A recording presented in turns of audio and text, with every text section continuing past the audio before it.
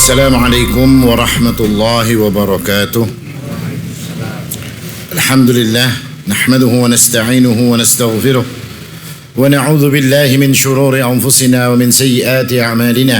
من يهده الله فلا مضل له ومن يضلل فلا هادي له، وأشهد أن لا إله إلا الله وحده لا شريك له، وأشهد أن محمدا عبده ورسوله.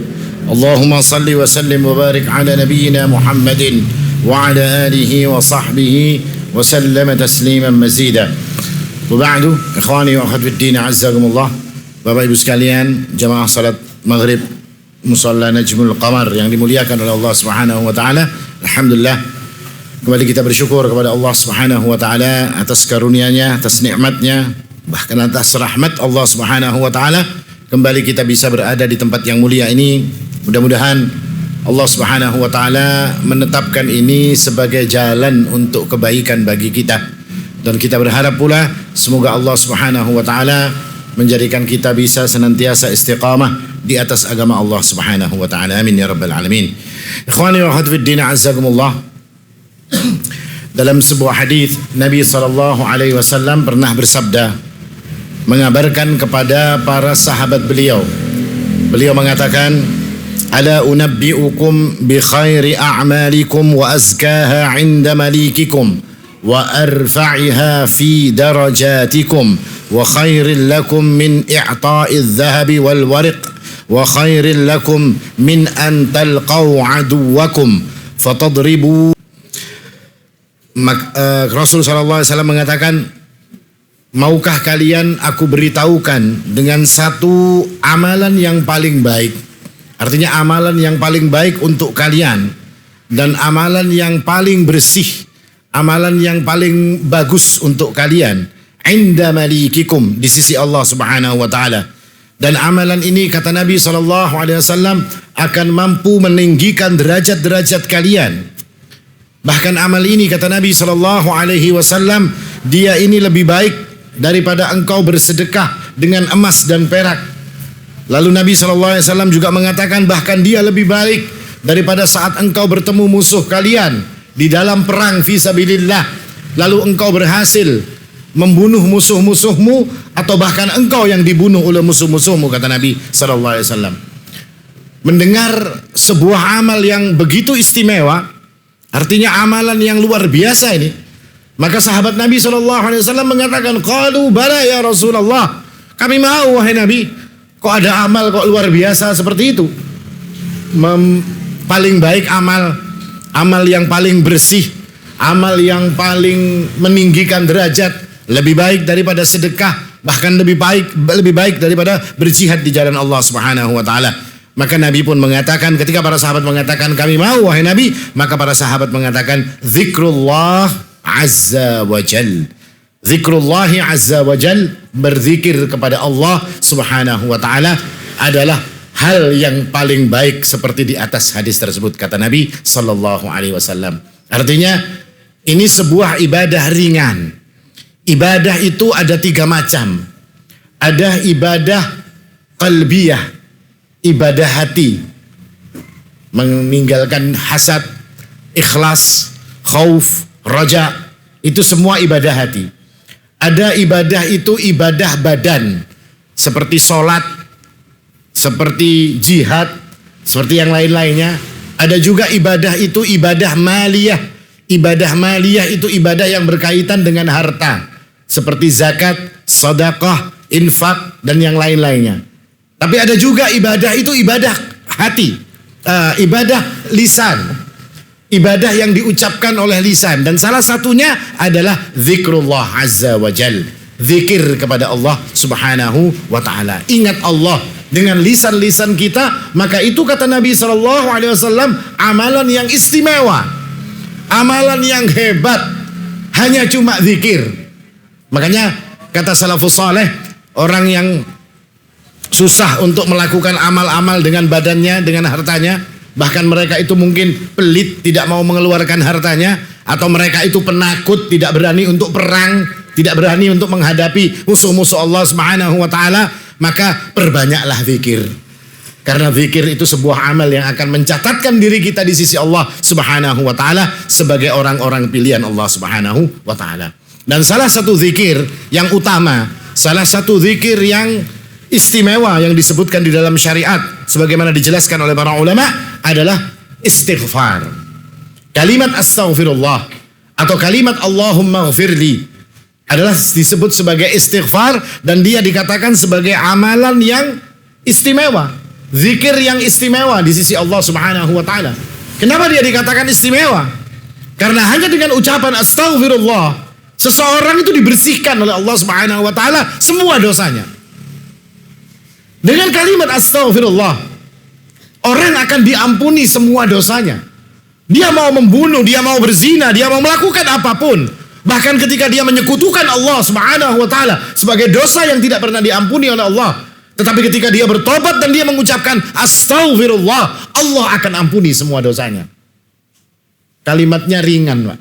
Cuma ngomong astaghfirullah jadi sebab Allah Subhanahu wa taala mengampuni seseorang. Makanya kalimat istighfar atau ucapan istighfar itu dikatakan sebagai ucapan atau zikir atau doa yang paling utama, yang paling besar kedudukannya di sisi Allah Subhanahu wa taala. Dan istighfar itu akan menjadi sempurna dan akan menjadi sebuah kepastian orang itu akan diampuni oleh Allah Subhanahu wa taala. Ketika istighfar itu diiringi dengan meninggalkan apa yang dia lakukan daripada perbuatan dosa. Artinya saya berzina, saya meminum khamr, lalu saya bertobat, istighfar, astaghfirullah, dengan satu lagi tambahan meninggalkan semua dosa yang saya lakukan. Ampih sudah kada mau lagi minum khamr. Ampih sudah kada mau lagi berzina. Benar-benar meminta ampun. Nah, yang seperti ini orang ini punya kepastian untuk diampuni oleh Allah Subhanahu wa taala. Bagaimana kita bisa memastikannya?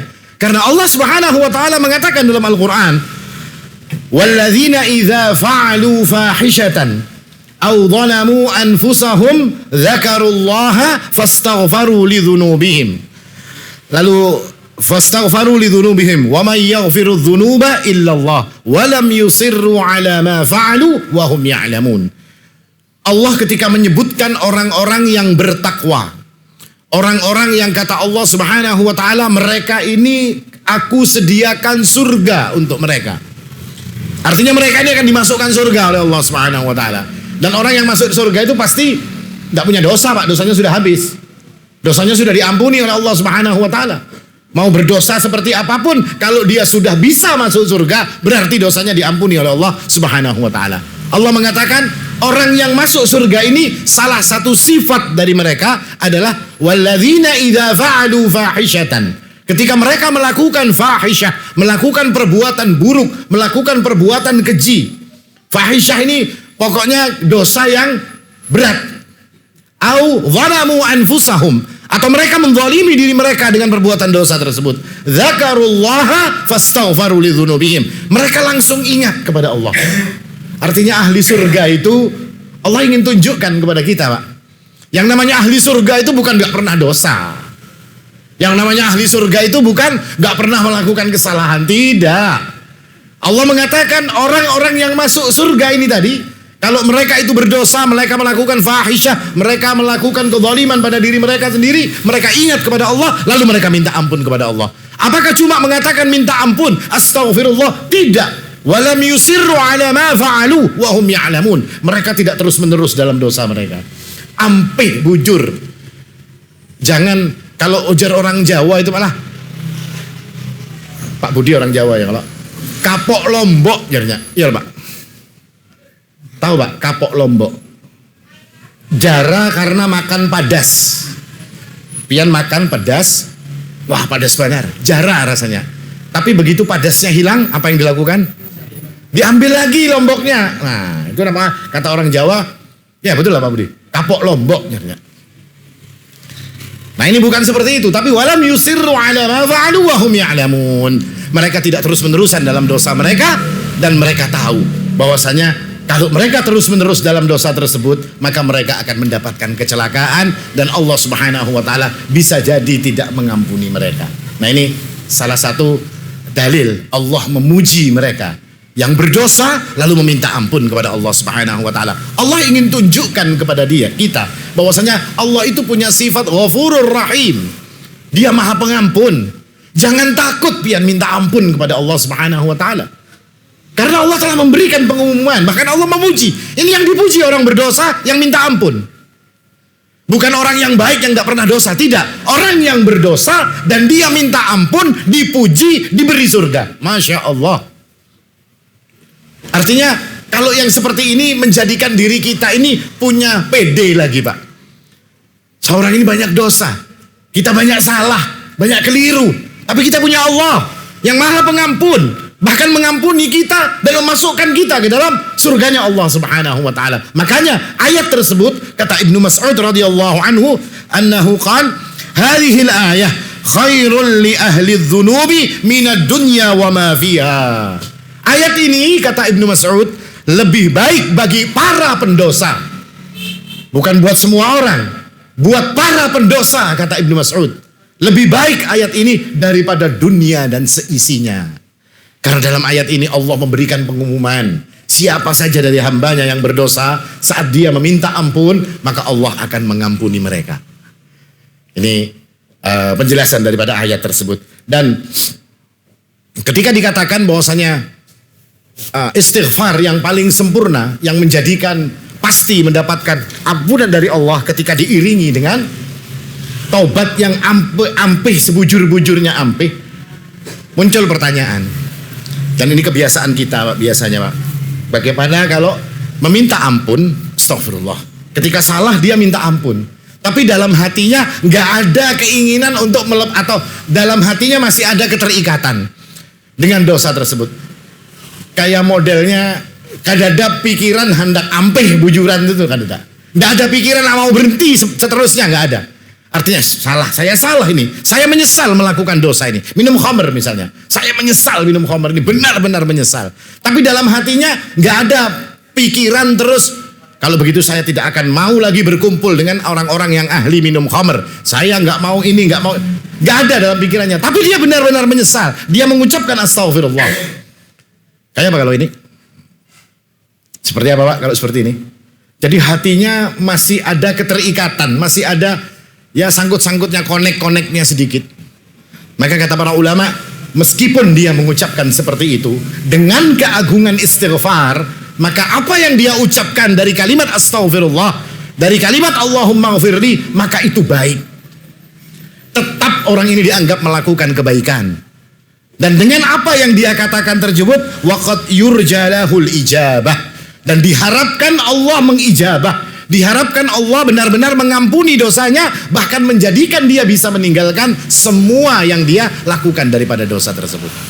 Artinya karena agungnya istighfar, karena agungnya kalimat astagfirullah, begitu hebatnya sampai orang ini dalam hatinya masih ada keterikatan dengan perbuatan dosa yang dia lakukan. Tapi ketika dia mengucapkan astagfirullah, kata para ulama, ini baik. Karena bisa jadi Allah Subhanahu wa taala memberikan hidayah kepada dia.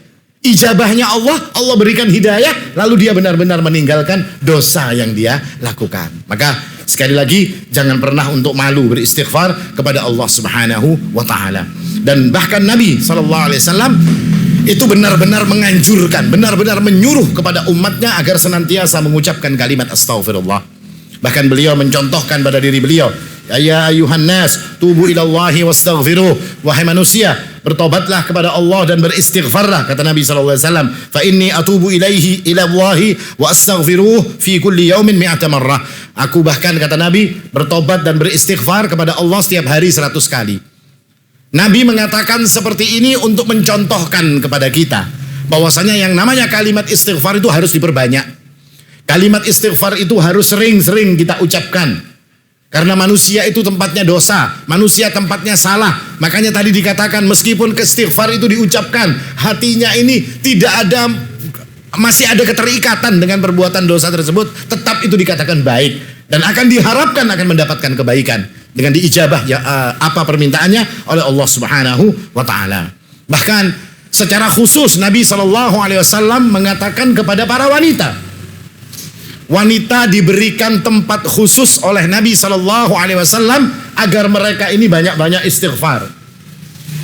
Kenapa kok para wanita? Kenapa kok tidak laki-laki? Karena wanita mereka anggap sebagai sesuatu yang biasa, tapi itu bisa mencelakakan mereka. Nabi mengatakan, ya ma'syaran nisa tasaddaqna wa akthirna al-istighfar fa inni ra'aitukunna aktsara ahli nar. Wahai para wanita, kata Nabi SAW, bersedekahlah kalian dan banyak-banyaklah kalian mengucapkan astaghfirullah. Banyak-banyaklah kalian beristighfar kepada Allah Subhanahu wa taala. Karena sesungguhnya aku, kata Nabi, melihat kalian paling banyak menjadi ahli neraka. Maka Nabi SAW memerintahkan kepada para wanita ini dengan khusus. Karena memang banyak apa-apa yang dilakukan oleh mereka ini yang tanpa mereka sadari justru akan menjadikan mereka mendapatkan kecelakaan kelak di hadapan Allah Subhanahu wa taala. Dan dalam hadis ini ada satu hal yang istimewa yang disebutkan oleh para ulama. Rasul SAW ketika menasehatkan kepada para wanita, antara istighfar itu dikaitkan dengan sedekah. Ya ma'syaran nisa, kata Nabi, tasaddaqna wa aktsirna al-istighfar. Bersedekahlah dan banyak-banyaklah beristighfar. Sedekah dan istighfar. Maka para ulama menjelaskan, ketika seseorang itu beristighfar, meminta ampun, melakukan dosa dia, lalu dia minta ampun kepada Allah Subhanahu wa taala, bukan hanya mengucapkan astagfirullah, bukan hanya bertobat kepada Allah, bukan hanya berhenti daripada dosa-dosanya, tapi ditambah dengan sedekah. Maka ini, kata Nabi SAW, akan bisa menjadikan sebab seseorang itu selamat daripada api neraka. Istighfar ditambah dengan sedekah. Contohnya ketika Abu Lubabah radhiyallahu anhu. Abu Lubabah ini disuruh oleh Nabi SAW ke tempatnya Bani Quraidah untuk berunding di sana mengabarkan sesuatu. Lalu kemudian Abu Lubabah ini pun membocorkan tentang hukuman yang akan ditimpakan kepada mereka oleh Rasulullah SAW. Tapi kemudian Abu Lubabah ingat bahwasanya ini pengkhianatan. Dia ingat ayat Allah, la takhunullaha war rasulah wa takhunu amanatikum wa antum ta'lamun. Jangan engkau khianati Allah, jangan engkau khianati Rasulullah, dan engkau khianat dengan amanatmu. Wa antum ta'lamun, kalian tahu, kata Nabi, kata Allah Subhanahu wa taala. Abu Lubabah ingat dengan ayat ini, maka dia pun balik ke Madinah, kemudian dia mengikatkan dirinya di tiang masjidnya Nabi SAW dan terus menangis meminta ampun kepada Allah Subhanahu wa taala. Sampai kemudian Allah mengampuninya, dan pada saat Nabi mengabarkan engkau diampuni wahai Abu Lubabah, dia pun kemudian menyedekahkan hartanya di jalan Allah Subhanahu wa taala. Makanya kalau kita ini melakukan dosa, kita bertobat kepada Allah Subhanahu wa taala, jangan cuma dengan istighfar. Meskipun itu akan bisa menjadikan kita mendapatkan keselamatan, tapi untuk lebih istimewanya lagi, tambahkan istighfar itu dengan sedekah. Dengan bersedekah kepada siapa saja yang berhak untuk mendapatkan sedekah kita. Nah, ini yang dijelaskan oleh para ulama. Bahkan Nabi SAW juga menganjurkan agar kita itu banyak-banyak baca istighfar, paling banyak-banyak, maksudnya banyak-banyak untuk membaca istighfar.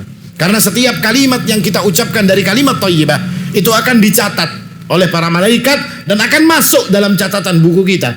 Fulan, antum bin fulan membaca istighfar sekian kali, waktunya ini dan segala macam. Akan ada catatan malaikat yang akan kita lihat kelak di hadapan Allah Subhanahu wa taala. Makanya Nabi SAW mengatakan, man ahabba an tasurrahu sahifatuhu falyukthir fiha minal istighfar.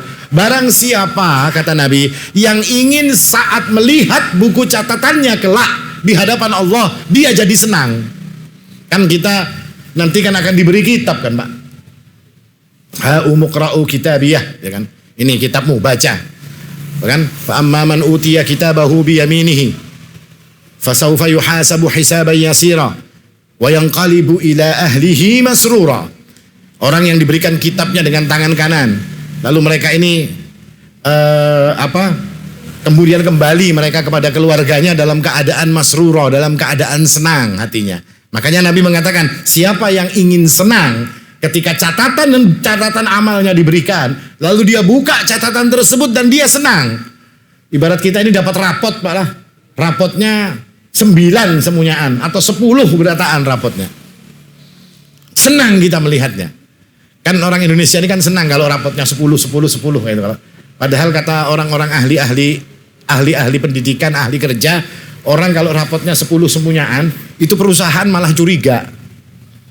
Kayak apa ini ada orang rapotnya 10 berataan ini, ya kan? Malah curiga orang. Ada mungkin ini ada orang 10 berataan ini, Pak. Nah, senang sekali kita melihat itu. Maka kata Nabi, siapa yang ingin senang ketika rapotnya diberikan oleh Allah Subhanahu wa taala? Falyukthir fiha minal istighfar. Maka perbanyaklah baca istighfar supaya istighfar itu akan tercatat dalam catatan-catatan yang akan kita terima kelak di hadapan Allah Subhanahu wa taala. Bahkan Luqman Al-Hakim diriwayatkan seorang alim yang sampai begitu hebatnya orang ini sampai namanya dicatat di dalam Al-Quran dan dipuji oleh Allah Subhanahu wa ta'ala. Beliau mengatakan kepada anaknya, ya bunai awid lisanak, wahai anakku, jadi lindungi lisanmu ini tadi, jadikan lisanmu ini selalu mengucapkan Allahumma ghfirli. Artinya disuruh anaknya ini untuk senantiasa lisannya itu basah dengan kalimat Allahumma ghfirli atau Allahumma atau astaghfirullah, Allahumma ghfirli, semisal maknanya. Fa inna lillahi sa'at, karena Allah Subhanahu wa taala itu punya waktu-waktu khusus. La yaruddu fiha sa'ila, yang Allah Subhanahu wa taala tidak akan menolak siapapun yang minta pada saat itu. Artinya ketika kita banyak-banyak mengucapkan istighfar, disuruh banyak-banyak mengucapkan istighfar. Karena ketika kita mengatakan astaghfirullah tepat dengan waktu Allah Subhanahu wa taala mengabulkan doa seseorang, maka ucapan Allahumma ghfirli atau astaghfirullah, wahai Allah ampuni aku, pas di waktu yang Allah Subhanahu wa taala akan menerima doa-doa orang, maka pada saat itu kita akan diampuni dosa-dosa kita oleh Allah Subhanahu wa taala. Ini nasihat Luqman Al-Hakim kepada anaknya. Bahkan kalimat yang serupa dikatakan oleh Al-Imam Hasan Al-Basri rahimahullahu taala. Beliau mengatakan aktsiru minal istighfar fi buyutikum. Perbanyaklah kalian baca istighfar di rumah-rumah kalian. Wa fi mawaidikum, dan di meja makan kalian. Di saat makan kalian, di saat kalian kumpul-kumpul dengan keluarga kalian untuk makan. Wa fi turuqikum, dan di jalan-jalan kalian saat kalian berjalan di luar rumah kalian. Perbanyak, kata Hasan Al-Basri, untuk mengucapkan istighfar. Wa fi aswaqikum, dan di pasar-pasar kalian banyaklah baca istighfar, kata Imam Hasan Al-Basri. Wa fi majalisikum, dan di majelis-majelis kalian banyak-banyak baca istighfar. Wa aina ma kuntum, dan dimanapun engkau, kata Hasan Al-Basri, banyak-banyaklah kalian membaca istighfar. Fa innakum la tadrun, kalian gak tahu, kata Imam Hasan Al-Basri, mata tanzilul maghfirah, kapan akan turunnya ampunan Allah. Perbanyaklah baca, karena waktu-waktu Allah menurunkan ampunannya, kita berharap pada saat kita mengucapkan Allahumma ghfirli, wahai Allah ampuni aku, kita bertepatan dengan waktu tersebut. Ini yang diajarkan oleh Al-Imam Hasan Al-Basri. Karena kita nggak tahu, bisa jadi saat itu turun pada saat kita sedang berada santai di rumah. Bisa jadi saat itu turun ketika kita ngumpul dengan keluarga kita di meja makan. Atau bisa jadi saat itu muncul ketika kita jalan di luar untuk melakukan aktivitas kita. Atau saat kita di pasar-pasar kita, di tempat usaha-usaha kita. Atau di majelis-majelis ilmu yang seperti ini. Di majelis-majelis kita, tempat-tempat duduk kita. Atau dimanapun saat tersebut. Ketika saat itu turun dan kita bertepatan dengan ucapan astagfirullah, maka apa yang terjadi? Allah akan ampuni dosa-dosa kita. Dan ini yang kita inginkan, Pak. Karena dalam hidup ini, lepas daripada dunia ini, kita ingin menjadi orang yang dalam keadaan diampuni oleh Allah Subhanahu wa ta'ala. Nah ini anjuran Nabi SAW. Bahkan Nabi juga menganjurkan kepada kita umatnya untuk jangan pelit-pelit dalam masalah istighfar ini. Artinya disuruh kita ini banyak-banyak juga mendoakan saudara-saudara kita yang terperosok, terjebak dalam kesalahan. Karena kebanyakan manusia ketika melihat orang lain jatuh dalam kesalahan, bukan dimintakan ampun, tapi di apa ya, Pak? Hah? Disambati, ya kan? Nabi itu mengajarkan untuk memintakan ampun. Kita bisa melihat ketika Nabi SAW itu dibully, dilempari batu dan di segala macam apa yang dilakukan oleh umatnya. Apa kata Nabi SAW? Allahumma ghfir liqaumi fa innahum la ya'lamun. Wahai Allah, ampuni mereka, karena sesungguhnya mereka itu orang-orang yang tidak tahu. Nabiullah Isa alaihi salam, in tu'adzibhum fa innahum ibaduk. Wahai Allah, kalau engkau mengazab mereka bisa, dan mereka itu hambamu, wahai Allah. Mereka itu orang-orang yang engkau ciptakan, hambamu mereka itu. Bisa kok engkau hendak menghadap mereka. Tapi kalau engkau mengampuni mereka, sesungguhnya engkau itu maha kuasa, maha kuat, dan engkau maha penyayang. Itu doanya Nabi Allah Isa alaihissalam. Kita tiru itu, Pak. Kita ini kalau ada orang salah langsung mudahan cilaka, ya Allah. Iya, kan gitu kita. Mudahan tambahin, tidak. Bahkan disunahkan bagi kita, disukai ketika kita itu melihat orang-orang yang keliru, kita mohonkan ampun untuk dia. Karena kita tidak tahu saat-saat atau waktu-waktu yang bertepatan dengan pengabulan Allah, kita nggak tahu. Karena bisa jadi doa kita masuk waktu tersebut, orang itu diampuni, orang itu mendapatkan hidayah, dan dia berubah menjadi baik. Nabi SAW mengatakan, Man istaghfara li mu'minin, man istaghfara lil mu'minina wal mu'minat, kataballahu lahu bi kulli mu'minin wa mu'minatin hasanah. Orang yang memintakan ampun untuk orang-orang mukmin laki-laki ataupun orang-orang mukmin perempuan, maka Allah akan tulis untuk setiap orang beriman satu hasanat, satu kebaikan. Berapa jumlahnya orang mukmin? Kalau kita berdoa, Allahumma ghfir lil mu'minina wal mu'minat wal muslimina wal muslimat. Hari ini kata catatan, orang Islam, orang mukmin dan orang muslim itu jumlahnya hampir 2 miliar. Iya Pak, bujur Pak. Jumlahnya orang beriman, orang Islam itu jumlahnya hampir 2 miliar. Kalimat yang singkat tadi, Allahumma ghfir lil mu'minina wal mu'minat wal muslimina wal muslimat, maka Allah tulis untuk kita satu orang mukmin, satu orang mukminah, satu kebaikan. Kalau jumlahnya 2 miliar, maka kita dapat 2 miliar kebaikan. Seapa 2 miliar kebaikan itu Pak? Wallahu a'lam, kita nggak ngerti. Bahkan yang lebih istimewa lagi, kata Nabi SAW, ada malaikat muwakkal, malaikat yang ada di dekat kita yang menjadi perwakilan malaikat ini tadi. Kalau ada orang yang mengucapkan doa untuk saudaranya, maka malaikat itu mengatakan amin walaka bimithil. Amin, kata para malaikat itu. Semoga Allah kabulkan doamu wahai fulan, dan aku mendoakan engkau, kata malaikat tersebut, semoga engkau mendapatkan seperti yang engkau doakan saudaramu. Masya Allah. Ini kalimat istighfar, artinya perkara yang ringan bagi keutamaannya, luar biasa bagi diri kita. Kemudian para ulama menyebutkan juga beberapa hal yang menjadi thamarat, menjadi keutamaan atau faedahnya atau buah daripada istighfar. Yang pertama kata para ulama, berdasarkan hadis-hadis Nabi, anna lil istighfari manzilatan 'azimah. Istighfar itu kedudukannya sangat tinggi, seperti tadi dikatakan. Istighfar itu ibadah yang luar biasa. Kata Nabi, tuba liman wajada fi sahifatihil istighfaran katsira.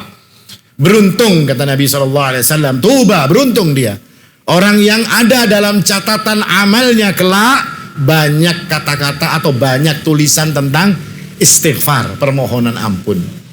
Kalimat tuba, beruntung seseorang, kata para ulama, ini merujuk kepada urusan surga. Artinya masuk surga orang yang di dalam catatan amalnya itu banyak kalimat-kalimat istighfar.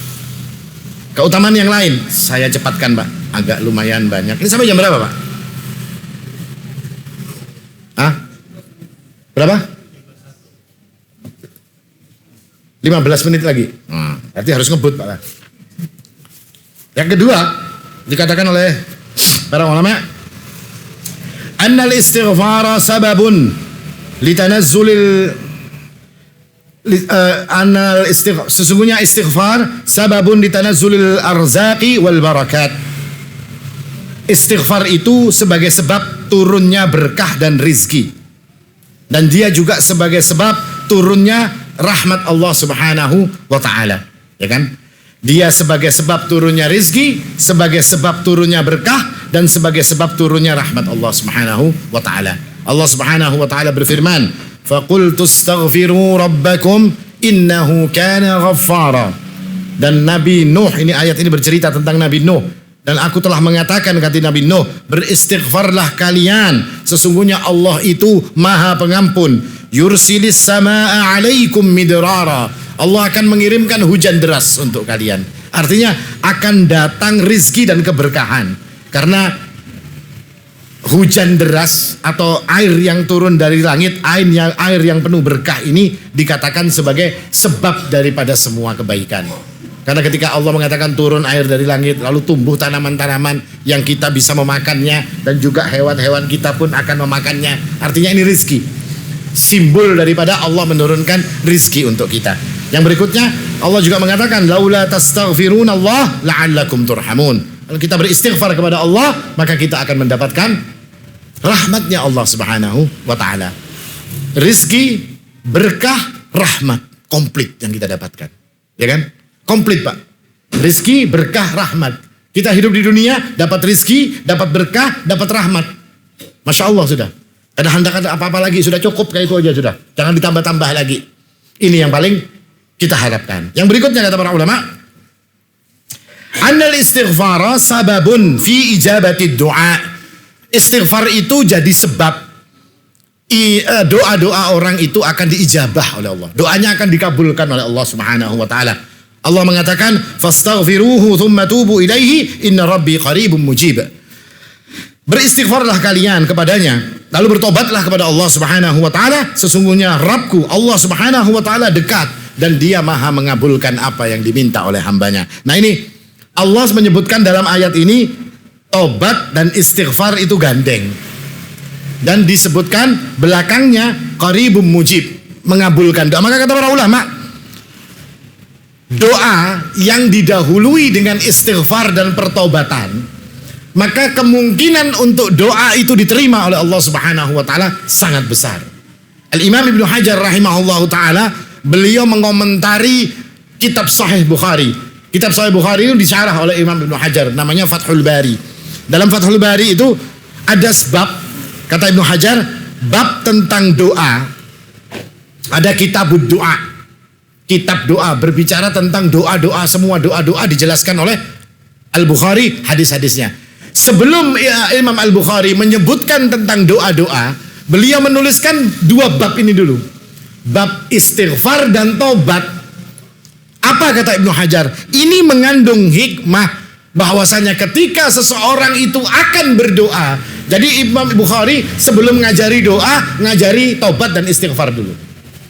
Maka kata Ibnu Hajar, ini mengandung hikmah bahwasanya kalau kamu ingin berdoa, ingin doamu dikabulkan oleh Allah Subhanahu wa ta'ala, maka mulai dengan istighfar dan tobat. Karena Allah mengatakan, inna rabbi qaribun mujib. Setelah Allah menyuruh mereka untuk istighfar, lalu Allah menyuruh mereka untuk bertobat, maka Allah mengatakan dia dekat dan dia mujib, yang akan mengijabah apa yang kalian minta. Makanya kata Ibnu Hajar, Bukhari meletakkan bab ini bukan dengan asal-asalan.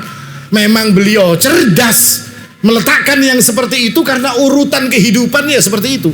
Taubat, istighfar, tobat, baru kita minta kepada Allah Subhanahu wa ta'ala. Ini yang disebutkan oleh Al-Imam Ibnu Hajar rahimahullahu ta'ala. Dan kata beliau, wal istighfaru qabla du'a kana amkanu li ijabatih. Bahwasanya amkana li ijabah. Wal istighfar sebelum berdoa akan menjadikan lebih mungkin doa-doa itu akan diijabah oleh Allah Subhanahu wa ta'ala. Makanya segala sesuatu kalau mau dilakukan biasanya kita istighfar dulu ya Pak. Mau berdoa gini kayak itu juga kan. Setelah kita memuji Allah, kita minta ampun dulu kepada Allah, baru kita meminta apa yang kita inginkan kepada Allah Subhanahu wa ta'ala. Karena syariat ini, aturan-aturan di dalam Al-Quran dan hadis itu mengajarkan sebagaimana penjelasan para ulama, istighfar dulu, tobat dulu, baru minta kepada Allah Subhanahu wa ta'ala. Yang berikutnya, apa keutamaannya lagi? Istighfar ini sesuatu yang istimewa juga, Pak. Istighfar itu akan menambahkan kekuatan orang. Tambah kuat orangnya. Entah kuat badannya, bisa juga bermakna kuat secara majasnya saja. Mungkin kuat imannya, kuat kuat kepercayaannya, kuat keyakinannya dan segala macamnya. Jadi semakin kuat dengan apa? Dengan istighfar. Masa Ustaz? Jadi angkat besi karena kalau banyak istighfar bisa kuat. Wallahu a'lam, bisa jadi. Karena yang mengatakan Allah Subhanahu wa taala, bukan karangan ulama ini, Pak. Ini Allah yang mengatakan. Dalam Al-Qur'an Allah mengatakan ketika Nabi berkata kepada para umatnya agar mereka ini meminta ampun. Nabi tersebut mengatakan, "Ya qaumi astaghfiru rabbakum, tsumma tubu ilaih."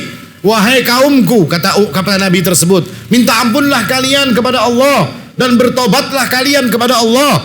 Yursilis samaa 'alaikum midrara. Allah akan menurunkan air dari langit, engkau akan diberi rezeki. Kalian akan mendapatkan rezeki yang melimpah. Wa yazidkum quwwatan ila quwwatikum. Dan Allah akan menambahkan kekuatanmu, kata Nabi tersebut. Masya Allah. Gak tahu kita kuatnya di mana. Bisa kuat badannya tambah kuat, bisa pasukannya tambah kuat, bisa imannya tambah kuat, bisa apanya yang tambah kuat. Wallahu a'lam. Yang jelas kita berharap dengan membaca istighfar akan mendapatkan kekuatan yang diberikan oleh Allah Subhanahu wa taala. Jadi kalau hendak kuat, banyak-banyak istighfar. Kayak Pak Ustaz, berarti kuli pelabuhan tuh suruh banyak-banyak istighfar. Bisa jadi. Bisa jadi. Karena ayat nggak menjelaskan. Bahkan para ulama mengatakan, bisa kekuatan ini yang dimaksud adalah hissiyah atau ma'nawiyah. Ini bisa yang realnya, bisa yang cuma maknanya saja atau majasnya saja. Bisa seperti itu kata para ulama. Bisa jadi. Semakin banyak istighfarnya makin kuat, ya kalau Pak. Ibaratnya kapalnya yang di dermaga, kapalnya yang diangkat di pinggirakan supaya kada repot lagi. Di Kuwin ini kan banyak kapal, Pak. Di dalam itu. Kemudian yang berikutnya, yang terakhir mungkin anal istighfara sababun li fathi maghaliqil umur. Istighfar itu akan menjadikan sebab perkara-perkara yang menyempitkan diri kita. Perkara-perkara yang menyempitkan hati kita. Atau urusan-urusan luar, menyempitkan rizki kita, menyempitkan urusan kita dengan sesama kita, menyempitkan keluarga kita, menyempitkan apapun yang ada dalam hidup kita ini, Pak. Dengan banyak istighfar, maka Allah akan membukakan itu semua. Kesempitan itu akan hilang. Allah akan lapangkan kalau kita sempit. Makanya orang beriman itu kalau hatinya sesak, hatinya sempit, apa yang mereka lakukan? Minta ampun kepada Allah, beristighfar kepada Allah Subhanahu wa taala. Ketika hati mereka sempit, banyak-banyak istighfar. Nabi dikatakan bahwasanya Rasulullah sallallahu alaihi wasallam mengatakan, "Man lazimal istighfara kana lahu min kulli dhiqin makhraja." Orang yang melazimkan banyak-banyak istighfar, maka kata Nabi sallallahu alaihi wasallam, maka untuknya ada jalan keluar bagi semua kesempitannya.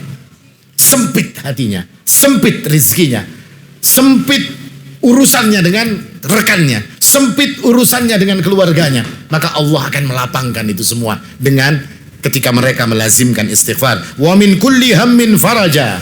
Kesedihan-kesedihannya, kesusahan-kesusahannya, keinginan-keinginannya, apa yang dia mau akan dijadikan jalan oleh Allah Subhanahu wa taala. Wa razaqahu min haitsu la yahtasib. Dan bahkan Allah tambahkan, dia akan dapat rezeki dari jalan yang dia tidak sangka-sangka. Makanya Al-Imam Ibn Taymiyah rahimahullahu ta'ala beliau mengatakan, saya ini kalau ada sesuatu dalam hati saya yang bikin susah, yang bikin sempit, yang bikin sumpek. Artinya kalau kita ini sumpek-sumpek seperti kata Ibn Taymiyah, maka aku beristighfar kepada Allah bahkan sampai 1000 kali atau bahkan lebih daripada 1000 kali. Kalau saya ini dalam keadaan sumpek, dalam keadaan sempit, saya istighfar 1000 kali atau bahkan lebih daripada 1000 kali. Dan saya ucapkan itu sampai kemudian hatiku itu menjadi kemudian lapang. Dan saya ucapkan itu, kata Imam Ibn Taymiyah, bahkan di masjid, di pasar, dimanapun tidak akan menghalangiku untuk mengucapkan istighfar. Ini contoh dari para ulama, Pak. Seperti apa kalau keadaan mereka itu sempit. Yang namanya ulama itu ya nggak seneng terus. Kadang-kadang juga ada rasa sempit. Maka mereka lazimkan dengan istighfar. Seperti kisah yang ma'ruf, yang insya Allah pian semua sering dengar. Cerita tentang Imam Ahmad bin Hanbal rahimahullahu ta'ala. Beliau mengatakan, suatu hari saya tidak punya urusan dan gak punya kepentingan, gak punya apa-apa. Tiba-tiba saya ingin pergi ke Baghdad. Gak ada urusan, gak ada apa-apa. Kayak pian misalnya berjalan, timbul ser ke Martapura. Bapak tadilah ke Martapura inilah. Anda tahu Anda urusan apa, tidak ngerti. Imam Ahmad pergi ke Baghdad tanpa tahu ada urusan apa. Sesampai di sana hari sudah malam. Mau nginep di tempat-tempat lain tidak boleh. Datang ke masjid diusir oleh orang yang ada di masjid. Marbotnya galak Pak. Disuruh berjauh, kada boleh nginap di masjid. Lalu Imam Ahmad bin Hanbal pun jalan. Jalan sampai dia lewat di sebuah tempat yang orang itu jualan roti. Lalu disuruh mampir. Mampir, diperlakukan dengan baik, disuruh nginap di rumahnya. Setelah nginap Imam Ahmad bin Hanbal, lalu orang ini kemudian malam-malam untuk paginya bikin roti, malam-malam ini bikin adonan. Nah, setiap dia bikin adonan, dia selalu mengucapkan astagfirullah, astagfirullah, astagfirullah. Adonan zaman dulu kalau Pak, banting-banting kan. Kalau hari ini kan ada mixernya ya Pak. Putar mixernya langsung jadi ya kan. Nggak pakai repot-repot lagi. Ininya bikin adonan. Dan setiap dia selalu astagfirullah, astagfirullah, astagfirullah. Imam Ahmad mendengar orang ini kok astagfirullah terus. Bangun Imam Ahmad di waktu malam itu. Dan mengatakan, wahai fulan, saya perhatikan engkau ini dari tadi istighfar, istighfar. Astagfirullah, astagfirullah, astagfirullah. Kenapa engkau melakukan itu? Maka orang ini mengatakan, wahai saudaraku, sesungguhnya aku ini memang orang yang banyak istighfar. Dan semua doa-doaku diijabah oleh Allah Subhanahu wa ta'ala. Aku ingin apa saja dengan istighfar yang banyak tadi, semua doaku sudah diijabah. Apapun yang aku minta, cuma tinggal satu yang aku belum diijabah oleh Allah.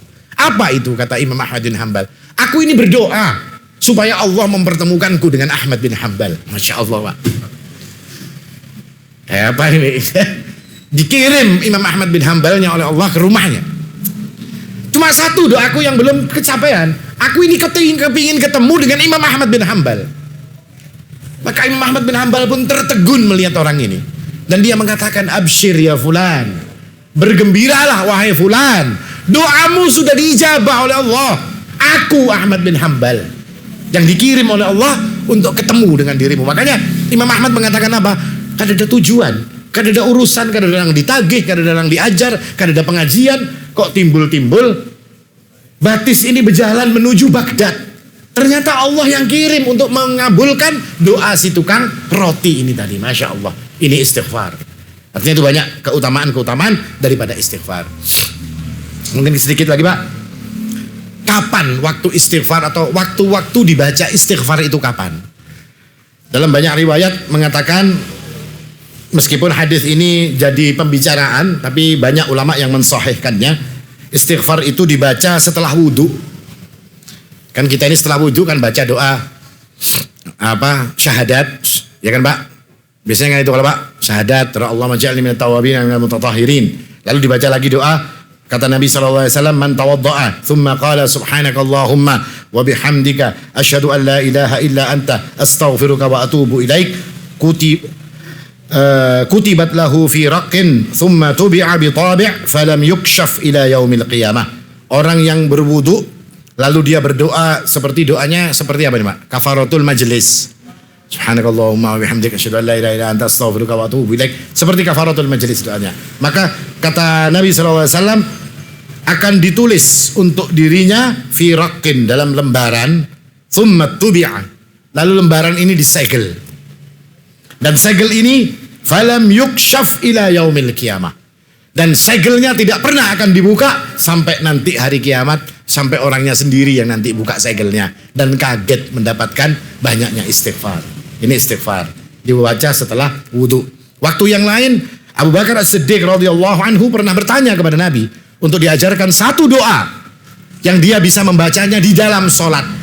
Maka Nabi mengajarkan kepada beliau doa Allahumma inni zalamtu nafsi zulman katsira, ya kan? Fala yaghfiru dzunuba illa anta faghfir li maghfiratan min indika warhamni innaka antal ghafurur rahim. Doa yang umum juga kita membacanya. Hafal aja kalau Pak berataan doa tadi. Kadang-kadang kan kita bacanya di akhir tasyahud, baca ini. Kata Rasulullah SAW, ini yang disuruh diajarkan kepada Abu Bakar As-Siddiq. Ini doa di dalam sholat. Lalu bagaimana dengan istighfar di luar sholat? Nah, ini mungkin yang saya sedikit akan memperjelasnya. Istighfar setelah sholat, sebuah hadis mengatakan, karena Rasulullah SAW idan sarafa minas salati astaghfara thalathan. Nabi itu kalau selesai daripada sholat, beliau mengucapkan istighfar 3 kali. Nah, hadis ini banyak orang yang memahami bahwasanya kalau setelah Assalamualaikum, yang pian baca Astaghfirullah, Astaghfirullah, Astaghfirullah. Terus kalau ada orang yang membaca Astaghfirullahaladzim, salah. Kalau ada orang yang membaca istighfar yang lain, dikatakan jangan ditambah-tambahi. Nah, sekarang dijelaskan Pak ya. Kata-kata astaghfirullah atau yang kita baca dengan kalimat setelah sholat kita baca astaghfirullah, astaghfirullah, astaghfirullah, ini bukan dari Nabi. Artinya Nabi cuma dikabarkan karena Rasulullah SAW idan sarafa minas salah istighfara thalathan.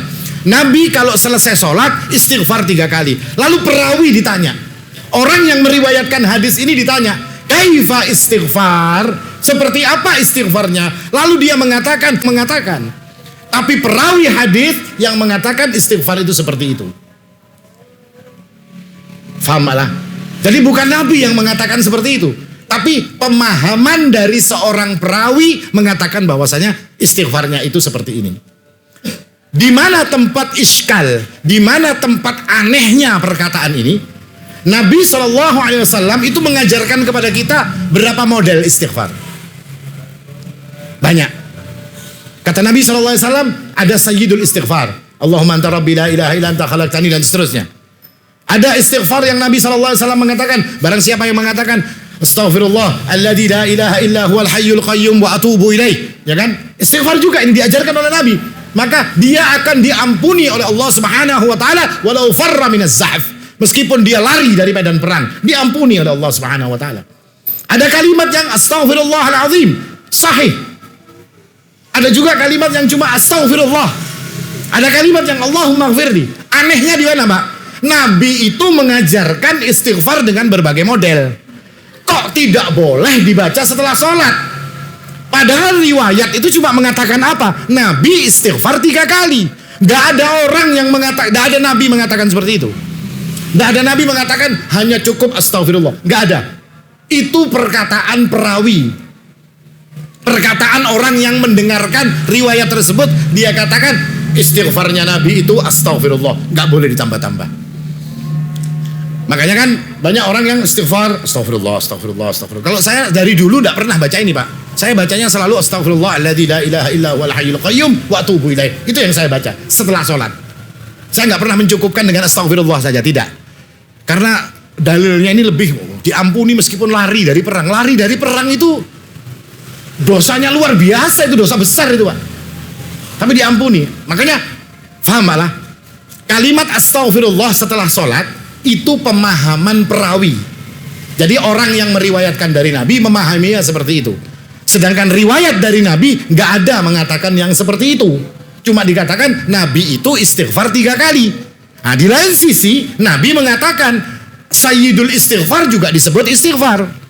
Istighfar yang lari dari